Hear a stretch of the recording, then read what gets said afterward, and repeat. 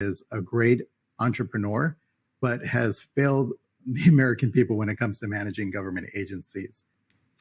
Well, first, I think, when we talk about waste, fraud, and abuse, I haven't seen any charges come up on anybody as far as abuse. Right now, what we're seeing You don't think transgender comic books to South America is abusive? What's happening, everybody? Welcome to yesterday's news channel. I had something really cool happen last week I want to share with you guys.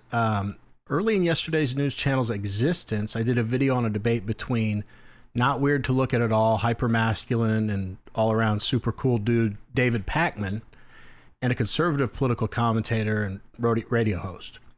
So that guy's name was Tony Kinnett. He's a national correspondent at the Daily Signal, and he has a show called the Tony Kinnett Cast. I'm going to leave links for all Tony's stuff in the description. So last week, Tony Kinnett, the guy that we're about to watch, was kind enough to let me join him in studio and shadow him for part of the day.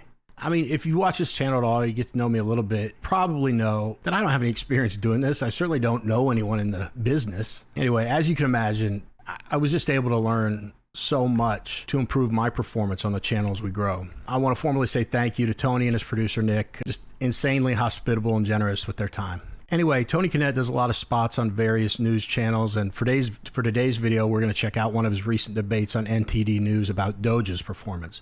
So suspend whatever thoughts you currently have on Elon for about 10 minutes.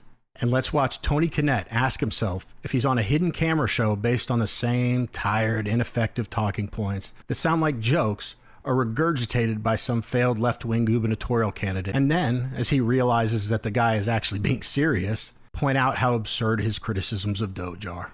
Let's go. More efficient, but it is a lot harder than just slashing jobs and saying that you're saving Americans millions of dollars and actually falling really short. And so I think that for myself and grading Elon Musk in this venture for him, I would grade him as an F. All right. With that, Tony, your assessment. Well, it's good to hear Democrats who originally said Elon Musk was going to be sticking around as the real president after 100 days are now scrambling to say, well, actually, he didn't cut a whole lot because he doesn't understand government. Again, after recognizing a number of the programs found in the government bureaucracy spending programs, everything from USAID sending transgender comic books down to South America, or the massive government waste through, for example, the retirement infrastructure, paperwork down in mines in Pennsylvania and West Virginia. That kind of stuff is important for Americans to see.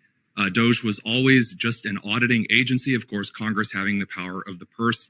It's their responsibility outside of executive agency cuts to make sure that the budget is reformed in that way. So as an auditing agency in and of itself, I'd say probably more of a B. Again, the executive agency of an auditor program isn't supposed to unilaterally have the authority to cut things. So if the Democrats want to make this a subpoena campaign for 2026, then by all means, it certainly hasn't helped them in the polls so far. But hey, why not try the same thing again? I think right now when Americans are looking at, will my benefits be taken away from me? They will be taken away by the inefficiency of each department. And so if DOGE is really there to be and make our government more efficient, it will be interesting to see how Elon coming in and out of government will actually be a good or bad strategy. Tony, on the aspect of the future of DOGE, how do you see it playing out?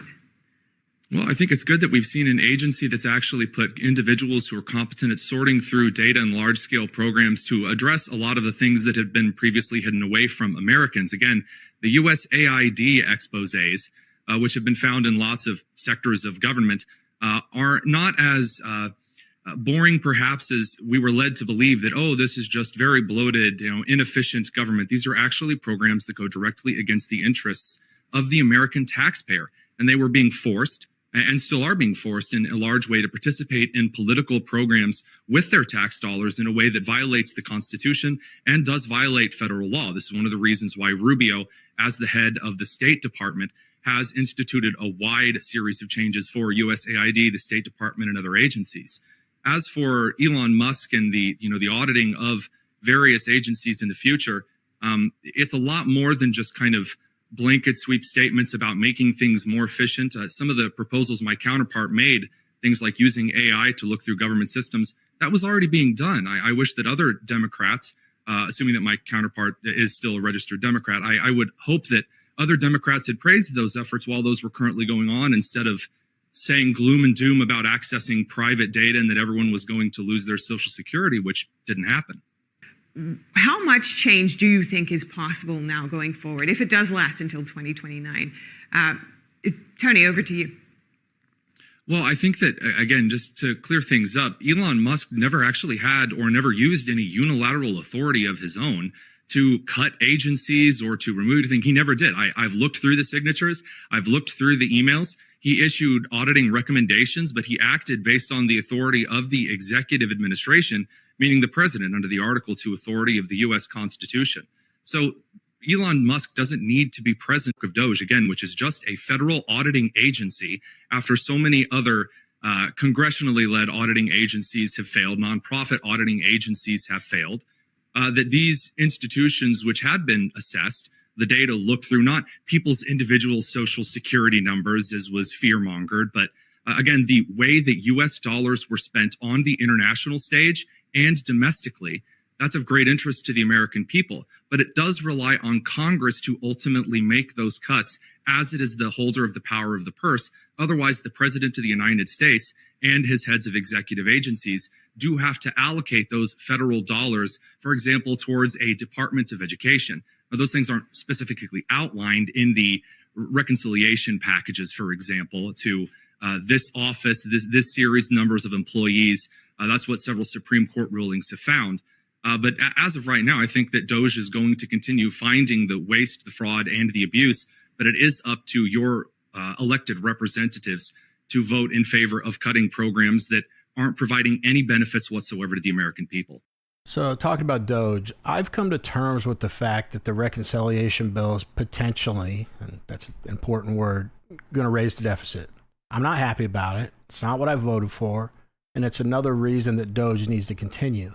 I think, well, I don't think I know there is so much more money to be saved by the American people. I also know that we have corrupt politicians on both sides of the aisle that are getting rich in creative ways through various nonsense agencies, especially via NGOs. But I won't be satisfied until I see politicians, for the first time since they've been alive, be, like you and I are every day, held accountable for their actions. I don't care if it's someone on the right that I really respect or a shitbag like Pelosi or Pocahontas. If they've broken the law, I want them punished accordingly. However, you'd think someone as smart as Elon and other conservatives that are freaking out about the big, beautiful bill would realize that cutting the deficit and delivering on Trump's campaign promises aren't mutually exclusive. There's give and take any time you're attempting to pass a bill, but extending the tax cuts needs to happen now. It just does. So unfortunately, you're forced to prioritize your administration's goals.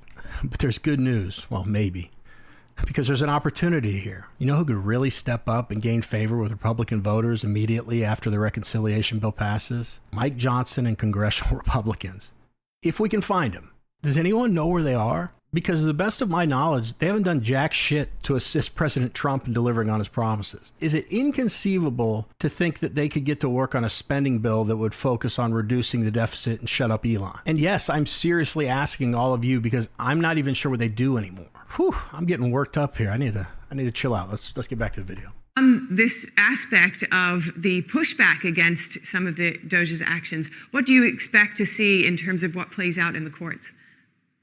Well, I think that so far, the accessing of certain records, whether or not the president has the Article 2 authority to fire certain members of executive agencies, so far that's ruled in Trump's favor all but twice. And that's about like 12 cases so far that have been either given temporary appeal status or ruling on certain decisions of the lower courts.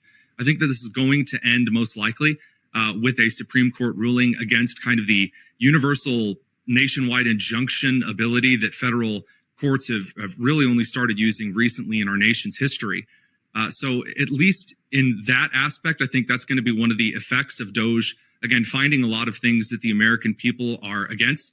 And whether, you want to dive into the semantics of whether, well, it's legally abusive or it's just abusive of one's responsibility of financial stewardship of the taxpayer's dollar.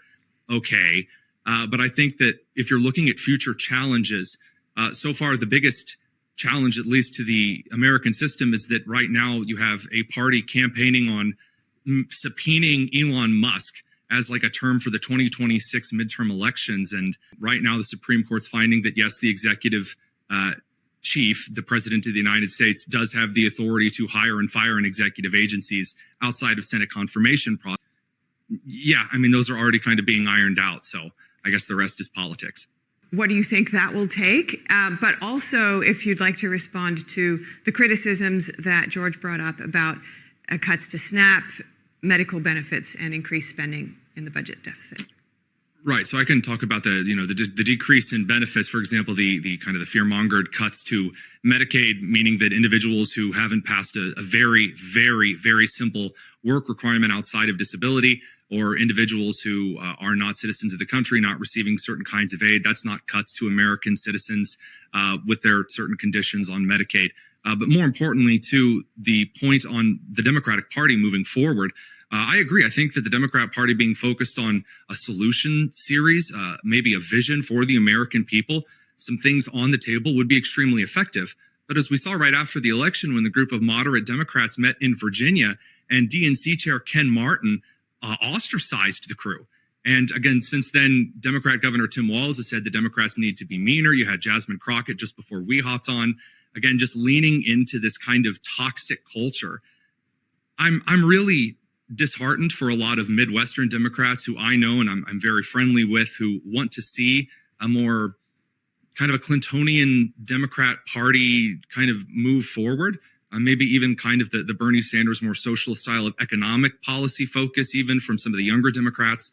That is at least a future that can be presented, but it's not being presented because instead we're getting the same kind of lectures about how America is a desperately evil place and what we really need to do is go even more far to the left socially. It's not palatable to the American people. It's why the Democrats feel, at least as far as the last CNN poll, that only 19% of Americans think Democrats currently have what it takes to provide real solutions of any kind to Americans. Yeah, I think the doom and gloom is the interest that Elon Musk has in everyday Americans' information. How is that information going to be held private? How is there not a conflict of interest of him gaining some of that? You just praised incorporating AI. I believe that moving in AI is in the right direction, but in a direction that's actually governed and not through hidden cover-ups. Elon Musk is a great entrepreneur, but has failed the American people when it comes to managing government agencies. Well, first, I think, when we talk about waste, fraud, and abuse, I haven't seen any charges come up on anybody as far as abuse. Right now, what we're seeing. You don't think transgender comic books to South America is abusive? Yeah. The American people and the president, we elected the president. The president has decided that we want to steer away from that type of funding, and that's fine. But that isn't necessarily abuse. So if the priorities have changed, those are differences in priorities that have changed. So specifically on this channel, we've watched the panel tell Scott Jennings on CNN that the big, beautiful bill will take away Medicare from 80-year-old ladies that worked hard their entire life, just lost their husband, lost their dog, have diabetes and retinopathy and nerve damage in both feet, are going to be savagely booted off Medicaid. Even funnier about these claims is that I've heard multiple pundits on CNN offer this as evidence for how they know that these cuts will take away Medicaid from 10 million elderly, working poor, disabled, etc. Americans. It goes something like this every time. What I think about is my grandmother who depends on Medicaid. She's terrified that she may lose it. Oh, and did I mention that every time I've heard this response, what they say is almost word for word identical to what everyone else that makes the argument says? Wow. I mean, if they're all coming to that conclusion, then it must be true and really serious. I mean, there's no other explanation. What do you think? They'll coordinate talking points with the DNC politicians, Democrat operatives? like that would ever happen. Huh. The most overlooked aspect of this argument are the people that are making it. So when Whoopi Goldberg says she's concerned for her grandmother and asks, what if she loses her Medicaid? Which, as a reminder, she won't. My response is, well, you have $8.79 bajillion in the bank. I'd imagine you'll pay for her health insurance. But if by making this argument because you wouldn't help your grandmother, aren't you kind of just exposing what a piece of shit you are? Another thing I find funny is that for some reason, it's always the boss babe, exorbitantly wealthy ladies saying this stuff. Just an observation. Obviously, I have a lot more interesting stuff to say about this. I actually really do, but the video's going long, so I'm going to wrap it up. But what do you guys think about Tony Kinnett's performance in this debate? What do you think about the future of DOGE? What do you think about what's going on between Trump and Elon right now? Let me know in the comments. Anyway, that's it for this video. Guys, don't forget to check out Tony Kinnett. Channel's goal right now is 20K subs by the end of June. I'm not off to a good start. Any help you can offer is greatly appreciated. I know with your help we can get there. If you stayed this long in the video, I appreciate you hearing me out. Otherwise, as always, thank you so much for taking a couple minutes out of your day to watch my video. It means a ton to me. Never forget, Jesus loves you. See you guys.